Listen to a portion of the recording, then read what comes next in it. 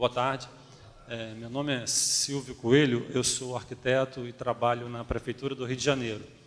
Agora eu estou trabalhando na Coordenadoria de Fiscalização de Manutenção Predial, que é responsável por esse trabalho novo de autovistoria. Bom, eu vou fazer uma palestra aqui que não é exatamente dirigida especificamente ao pessoal da impermeabilização, porque eu não tenho assim essa palestra específica, mas eu acho que talvez 90%, 100% de vocês devam morar aqui no Rio de Janeiro, então também estão sujeitos à aplicação da lei. Então vou tratar vocês como cidadãos carioca, né, sujeitos à aplicação dessa lei, e vou explicar o que é esta lei, né, como é que ela começa a surgir, o que starta a necessidade dessa lei, né. 2 acidentes no Rio de Janeiro emblemáticos. O edifício Riqueza, né, que é aquele ao lado do prédio do Teatro Municipal, quando houve desabamento dele, carregou um do lado, e a explosão do vazamento de gás daquele filé carioca na Praça Tiradentes. Quer dizer, na verdade, inconscientemente, né, essa ideia de manutenção já estava lá na cabeça das pessoas, né? As pessoas sentiam falta de alguma coisa que regulasse essa manutenção predial. Isso aí ela veio e falou, olha, daqui não dá para passar, a gente tem que fazer alguma coisa, né? Isso aqui é um estudo de notícias publicada no jornal. Essa estatística, no vermelhinho, não, acho que vai lá, né? Está lá. Essa estatística que aponta que quase 70% dos casos de acidente em edificação, ela diz respeito exatamente à falta de um acompanhamento profissional. Ou seja, 2/3 ou mais um bocadinho dos acidentes seriam evitados se tivesse lá o profissional habilitado, o cara que conhece daquele serviço. Agora eu queria passar um filminho para vocês terem ideia do que a gente está falando, né? Às vezes a gente fica imaginando assim, poxa, mas caiu um prédio lá, mas essa coisa de desaba galpão não sei aonde, isso não vai acontecer com o meu prédio, não tô...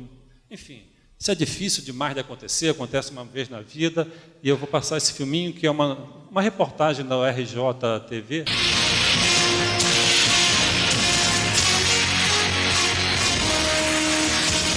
O edifício na Barra da Tijuca, onde 2 irmãs foram intoxicadas por gás, já apresentava problemas mesmo antes da tragédia. Uma obra no último andar fechou as saídas de gás do prédio e pode ter comprometido a estrutura de alguns apartamentos.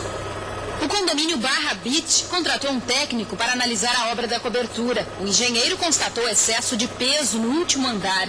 A construção de uma camada de concreto de 30 centímetros para nivelar o piso aumentou 4 vezes o peso sobre a estrutura do prédio, provocando risco de desabamento. Estas fotos mostram fissuras na fachada de um dos imóveis. Preocupados com as rachaduras, os moradores pediram uma vistoria da Secretaria Municipal de Urbanismo. A obra na cobertura foi embargada em dezembro de 2002, mas mesmo assim a reforma foi concluída no ano seguinte. Em 2005, depois da venda do imóvel, houve uma nova vistoria da Prefeitura e o projeto foi aprovado. O material que provocou o sobrepeso já está sendo retirado pelo atual proprietário, mas o condomínio pretende pedir a abertura de um inquérito para apurar responsabilidades. O que interessa é saber se, sendo o resultado previsível, sendo essa obra feita da maneira que foi, se isto poderia causar os danos que foram causados, especialmente as vidas humanas. Como mostrou o RJTV de ontem, um outro laudo, feito pela UERJ, a pedido da companhia de gás, constatou que a mesma obra obstruiu as chaminés do edifício, dificultando a saída do monóxido de carbono. O gás teria ficado acumulado e retornou para os apartamentos mais altos. De acordo com os técnicos, os índices de monóxido de carbono estão acima do tolerado, em quase metade dos imóveis. Então, o que aconteceu na verdade, né? O que aconteceu foi que a falta de um profissional transformou esse prédio num imenso bujão de gás. Quer dizer, 2 pessoas ficaram asfixiadas por causa do gás, mas poderia ter explodido tudo, porque não tinha um profissional adequado. Quer dizer, vocês trabalham com impermeabilização, né? Então, quando vocês venderem o material para quem vai fazer trabalho na cobertura, não se esqueçam de avisar, olha, vocês estão vendo esse pitoquinho aqui? Não tampa não, não tira não. Vocês vão ajudar demais a auto-vistoria em cima disso. Então, de que forma, então... Peraí, agora eu perdi aqui onde é que é o arquivo, será que é isso? Aonde? Não sei onde foi parar, foi a apresentação. Aqui? Ah, aqui, está aqui. Ótimo, não, está aqui. Como é que a prefeitura, então, começa a pensar nisso, né? Do que a gente está falando? O que a gente vai vistoriar? O que a gente vai fiscalizar? A gente tinha esse levantamento aqui, eu acho que ele é de 2010, alguma coisa assim do IBGE. Na época, tinham 875 mil edificações no Rio de Janeiro. No primeiro momento, a Secretaria de Urbanismo chegou à conclusão que nós tínhamos 270 mil edificações sujeitas à autovistoria. Agora, depois que a gente começa a trabalhar, a gente diminui esse número, né? A gente chega à conclusão que são 130 mil edificações no Rio de Janeiro. Mas como é que você parte do zero para fiscalizar 130 mil? Não tem como. Nunca vai ter gente suficiente para fazer esse trabalho. E mais, isso não pode ser trabalho da prefeitura. A prefeitura, quando viu isso aí, ela entendeu que a solução era isso aí. Ela não podia assumir para ela um trabalho que nunca foi dela, que é a manutenção de prédio particular. Isso é responsabilidade definida no Código Civil. O dono do imóvel é responsável pela manutenção dele. Então, o que a gente fez na prefeitura, editando essa lei, foi tornar claro o que já existia. Então, o que a gente pretende? Quer dizer, responsabilidade bem definida. Não volto. Estou errando esse negócio aqui, é melhor. Responsabilidade bem definida, né? Papel dos responsáveis pela vistoria e manutenção do prédio, a prefeitura atuando como integradora entre as partes envolvidas e benefícios para administradores e síndicos, enfim. Na verdade, a gente entende esta lei, que eu vou passar porque é uma sequência de lei, não interessa muito, né? Como uma grande regulação de uma obrigação que já existia. Pela primeira vez, pelo menos assim que eu tenha conhecimento, trabalhando esses anos todos na prefeitura, a prefeitura deixou de ter aquela atitude paternalista, né, que todo mundo espera, olha, não, deixa que a prefeitura vai fazer, e teve a coragem de falar, olha, isso aqui não é obrigação da prefeitura, isso é obrigação do particular. O que eu vou fazer aqui é regrar o atendimento a essa exigência que já existe. Então, como é que era antes? Antes era, estou passando aqui na portaria, vi lá uma mancha, olhei e falei assim para o porteiro, o senhor não tem aí um sobrinho do senhor para passar uma massa ali, não? E eu fazia isso quando eu queria, na hora que queria e com quem eu quisesse. A prefeitura falou assim agora, olha, agora não. Agora é o seguinte, ó, no máximo, por um período de 5 em 5 anos, você tem que contratar um profissional legalmente habilitado para vistoriar o seu prédio e produzir um laudo técnico, e você vai informar a prefeitura o que ele deduziu desse laudo técnico. Ou seja, tem um prazo e não pode ser feito por qualquer um. Até porque aquela mancha que aparece ali na portaria pode ser reflexo de um monte de outros problemas que podem futuramente, por exemplo, causar um problema estrutural. E o síndico é responsável por isso? Não, o síndico não é responsável por isso. Quem é o responsável? O dono, o condomínio. Então, quem é o responsável? Todo mundo é responsável. Todo mundo. Cada um de vocês, eu, todo mundo é responsável. Cada um no seu papel, cada um na sua obrigação, mas todo mundo é responsável. Como é que funciona, então, essa... Quem é que está? Todo mundo tem que fazer? Não, não é todo mundo que tem que fazer. Bom, quem é que está isento? Quem é que está isento? Quem está isento são edificações unibifamiliares, que são casas, né? Casas com no máximo 2 unidades. Os prédios até 5 anos após o habites, porque até esse prazo eles estão lá sob a manutenção da construtora, da incorporadora. As edificações com até 2 pavimentos e menos de 1.000 metros, tem que atender as duas coisas, prédios pequenos, e as edificações situadas em áreas de especial interesse social, EIAs, que são aquelas objetos de intervenção da Secretaria Municipal de Habitação, enfim, os grandes conjuntos habitacionais, que aí tem um tratamento pela prefeitura específico. Como é que é o funcionamento disso, assim, sucintamente?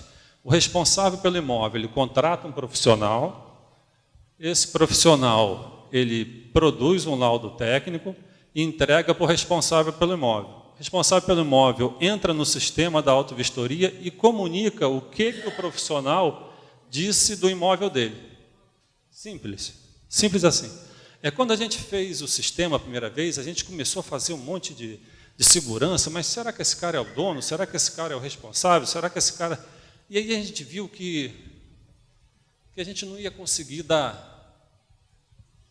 costurar todas as possibilidades de alguém burlar o sistema.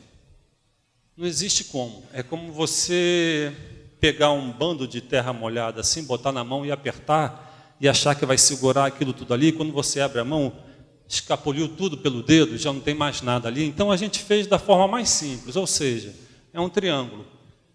Eu mando um e-mail para a prefeitura no sistema, chego lá e falo assim, olha, o seu Jorge esteve lá em casa e disse isto aqui do meu prédio.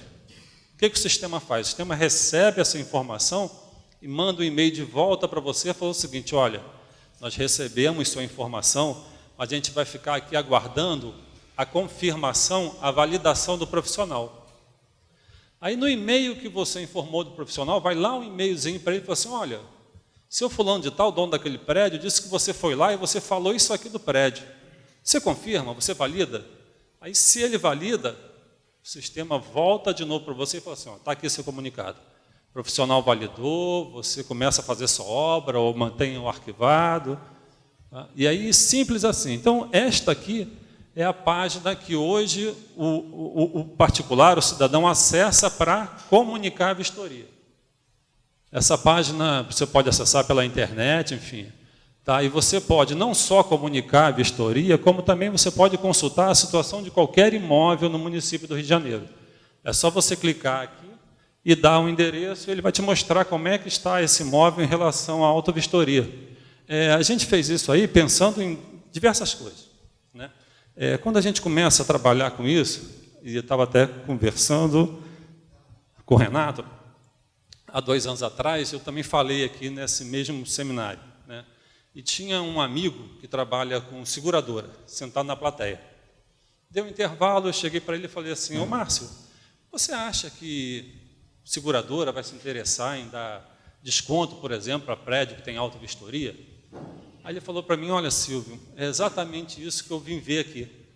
O meu chefe me mandou, eu vim nessa palestra para entender o que é isso, porque isso é uma ideia que ele tem. Quer dizer, assim como já passava pelo dono desta empresa, dar desconto para quem tem autovistoria, porque, óbvio, é muito mais barato você segurar um prédio que está com a manutenção em dia do que um que não faz nada.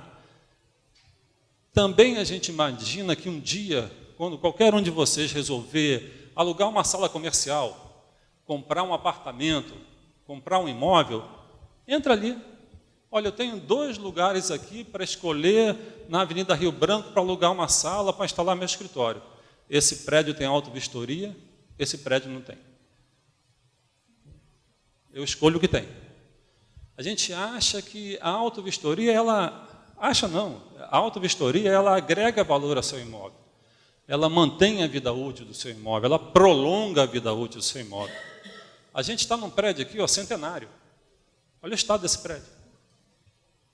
Ele vai continuar mais 100 anos aqui, porque é conservado, só por causa disso. Mas só fazer isso é o mais difícil de tudo, porque a gente está falando de mudança de cultura. E aí é um passinho de cada vez. E as pessoas têm, assim, 500 mil motivos para não querer mudar. Eu me lembro que quando eu começava a falar em palestra, as pessoas falavam assim, mas A prefeitura está passando para a gente um trabalho que é dela. A prefeitura não vai taxar o valor do profissional? A prefeitura não vai dizer o que o profissional tem que ver? A prefeitura não tem nada que fazer, nada disso. A prefeitura não regula mercado, a prefeitura não regula norma, a prefeitura não pode fazer obra em prédio particular. Quem é que tem que fazer isso? Nós. Nós é que temos que fazer isso. A gente tem que conservar o prédio como a gente conserva a amizade, quando a gente conserva carro, casamento, enfim, cada um conserva o que conserva. É isso que a gente tem que fazer também nos nossos prédios, porque a gente mora lá, porque a gente trabalha lá, ou porque a gente vai entrar em algum momento, em algum consultório médico, ou na prefeitura, ou enfim, em algum prédio desse, e eu acho que ninguém aqui tem que continuar sendo expostos a cair um reboco, cair uma marquise, cair o prédio, nada disso. Bom, mas voltando aqui. Então, nessa história de tentar ajudar ao máximo, né, porque você mudar a cultura, você tem que ajudar, a gente produziu uma cartilha de autovistoria, junto com a Abad, o Secov, não me engano agora exatamente quem foi, e produzimos agora um tutorial para ajudar a pessoa a entrar no sistema e preencher. Além disso, aqui embaixo, olha, a gente tem perguntas específicas com respostas para esses tipos de cidadãos, de usuários aqui. Então, tudo que a gente pode fazer para ajudar a pessoa, a gente tem feito. Quando você clica em consultar, é esta tela que você vai preencher. O que é essa tela, na verdade? Descrição do imóvel, descrição do profissional que fez o laudo e o responsável pelo imóvel. E, no final, o mais importante que você vai comunicar com a prefeitura. O que ele concluiu? Seu imóvel está adequado, não precisa de obra nenhuma? Adequação. Precisa de obra? Necessidade de prazo de obra. E eu indico o prazo que eu preciso para executar. Então, quando o sistema recebe esta informação, se for adequado, o seu cadastro vai ficar aguardando lá 5 anos, que é quando vai startar de novo a luzinha no sistema e falar assim, ó, essa pessoa passou os 5 anos, ele não tomou nenhuma providência. Se não for, ele vai aguardar nesse prazozinho de obra que você indicou. E depois, então, ele pergunta de novo, olha, você tem que voltar lá para informar o que está acontecendo com o seu imóvel. Bom, como é que é feita a fiscalização? 130 mil, como é que a gente dá conta disso, né? A gente viu que não tinha como dar conta mesmo, e aí fizemos, porque estava na lei também, por amostragem. O que significa isso? A gente não pode pegar tudo, não pode dever tudo de uma vez. Então, a gente norteou a fiscalização com idade da edificação, áreas que concentram edificações de grande porte, principais eixos de circulação, proteção do ambiente cultural e agressividade ao meio ambiente. Essa norma aqui fala de processos agressivos naturais, tipo poluição atmosférica, salinidade, essas coisas assim. Essa é a prioridade que a gente tem para fiscalizar. Isso é... Semana passada, né, tinham 42. Esse gráfico ele vai mudando, todo dia vai aparecendo os comunicados, né? Esses são os comunicados enviados. Quer dizer, a gente, quase 2 anos atrás, tinha 0. Agora a gente tem 42 mil prédios que passaram pela autovistoria. As pessoas acham, pô, 42 mil de 130 mil, né? É tão pouco ainda, né? Poxa, mas olha... Eu vejo de outra forma. Se você pensar que há 2 anos atrás era 0 e agora tem 42 mil, isso para mim é um sucesso. Isso aqui são estatísticas, eu acho que vocês não... Bom, isso é o que a gente pretende que não aconteça mais. Isso é um prédio na Marechal Floriano, a gente foi lá, tinha uma obra dentro de obra e a gente foi lá para dar uma olhada, né? Aí chegamos lá, ó, como atrapalhava o rebaixo do teto dele, o pedreiro, né, óbvio, resolveu cortar e chegar para o lado aqui os ferros negativos da estrutura, né, porque estavam atrapalhando, ele tinha que passar com cano, enfim, né. E aqui foi mais ainda, né, ele caprichou, ele tirou o pilar. Está vendo? Coisa, quer dizer, se tivesse um profissional, isso não aconteceria, a diferença é só essa, ter um profissional. Olha só que bacana, comprou um carro novo, a vaga era apertada, ele resolveu dar uma esbeltada aqui no pilar, né? Então ele deu uma comidinha para poder não arranhar o carro dele. Entendi nisso, né? Cortando o pilar, vocês sabem que diminui a seção, nada que ele foi calculado para isso. Então aí vai, né? Vai complicando, né? Isso aqui eu estava falando com o senhor, né? Ele estava falando para mim, poxa, eu entro em cada casa de máquina, no telhado, que tem coisas que eu não consigo nem entender, né? Tem árvore, tem macaco, tem tudo lá dentro. Essa foto aí, eu até hoje não sei qual é o sentido correto dela. Eu já tenho essa foto tem mais de ano. Eu viro e não consigo entender. Assim, eu não sei como é que alguém acha que isso vai dar certo. É impossível que isso não vai dar incêndio, não vai dar em alguma coisa, né? Porque é bagunça demais, né? Tá vendo? Isso é só um profissional, a diferença que faz aqui é contratar uma pessoa. Às vezes eu falo para as pessoas no trabalho, eu falo assim, olha só, vocês vão receber uma multa agora aqui, é a multa da auto-vistoria, é barra pesada, é alta. Olha, tem de 30 mil, tem de 15 mil, tem de 20 mil, dependendo do lugar, né? Mas eu falo para elas, olha, 20 mil, 15 mil, 30 mil, você paga o profissional, provavelmente você faz a obra. E não perde dinheiro nenhum, ao contrário, seu prédio ganha, valoriza o seu imóvel. Mas só depois que o cara é multado é que ele se toca disso tudo. A lei existe, mas não adianta. Quer dizer, mas este aqui, ó, é aqui na Buenos Aires, prédio de 13 pavimentos, isso é o subsolo. Olha que fantástico, o pilar chega a estar rodando, né? Bom, mas aí a gente chegou lá, e aí, por sorte, chegamos nesse momento, o cara contratou, fez a auto-vistoria, fez o que precisava ser feito, né? E esse subsolo, que era um pântano, virou hoje um subsolo habitável. Ele é parte de uma drogaria que se localiza no térreo. Então, essas coisas é que é preciso perceber, né? Assim, o ganho que você tem na manutenção. Né? O primeiro impacto que vem é, vou gastar dinheiro, vou fazer uma coisa que não precisava. Não, precisa, tem que fazer, e você não vai gastar só dinheiro. Você recupera esse dinheiro. Isso é um exemplo bom. Isso é um exemplo de uma firma que faz obra no prédio, e o dono da firma resolveu botar esse anúnciozinho que ele criou no elevador. Porque nem todo mundo é profissional desse ramo. Eu não sei quanto pesa, 5 pessoas, mais ou menos, né? 70 quilos, 5, 350. Mas eu não sei o peso de um saco de cimento. Só vou carregar e colocar lá. Meu trabalho é esse. Olha, eu trabalho no cara que me vende e tenho que entregar lá. Eu vou botar aqui no elevador. Mas se eu souber aquilo ali, ó, isso é um aviso para todo mundo. Ó, 8 sacos. Se eu estou passando na portaria e olho e falo assim, mas espera aí, tem mais saco, porque está dizendo 8, por que você está botando 10? Vai cair o elevador, não pode. Isso é um exemplo bom, né? São coisas que são espontâneas, que vão surgindo como na prática, né? Fazendo. É o que tem que ser feito. Bom, eu vou finalizar, e já chegamos ao final, só com mais um filminho para vocês terem ideia do que pode acontecer e de quão inesperado isso pode ser. Isso aqui aconteceu em São Paulo, e é uma queda de uma marquise. Né? A marquise, ela não avisa que vai cair. A marquise cai. Não faz barulho, ela cai. Bum!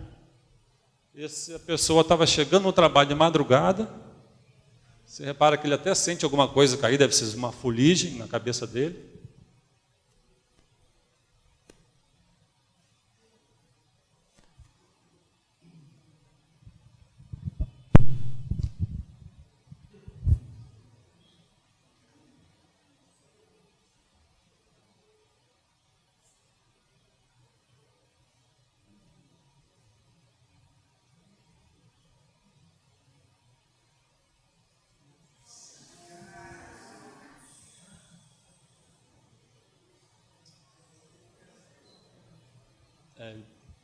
Perdeu o pé, né? Mas poderia ter morrido, porque não tem manutenção. Quer dizer, na verdade, a gente não sabe o risco que corre por não ter manutenção. Cair uma pastilha desse tamaninho do 8º andar, se você estiver passando com um carrinho de bebê, você não precisa de mais nada. Então, a gente tem que ter esse cuidado, tem que ter esse compromisso. A gente não pode se descuidar disso, porque a gente não está tratando só da gente. A gente está tratando da gente do lado de fora do prédio, do lado de fora da nossa casa, do lado de fora das coisas que são do nosso interesse. A gente está tratando do cidadão, de todo mundo. E se é seguro para todo mundo, é seguro para você também. É isso que você tem que perceber e é por isso que é importante você fazer parte dessa história. Quer dizer, começar a se preocupar com isso, começar a procurar para o seu síndico, perguntar, olha só, tem alguém fazendo obra no meu prédio, ele te mostrou? A lei da auto-vistoria obriga que qualquer pessoa previamente consulte o síndico a respeito da obra. Ele tem que dar ciência ao síndico. Então, isso reforça o papel do síndico. O síndico hoje, com a auto-vistoria, ele já tinha responsabilidade, porque tudo ali já estava no Código Civil. Mas a auto-vistoria, ela realça isso. As pessoas cobram da auto-vistoria a posição do síndico. Ele tem que saber que tem que ter essa preocupação, ele tem que saber que tem que ter esse compromisso, porque vão responsabilizá-lo. E até ele dizer, ah, não, eu fiz ou eu não fiz, a coisa pode enrolar. É isso. Obrigado.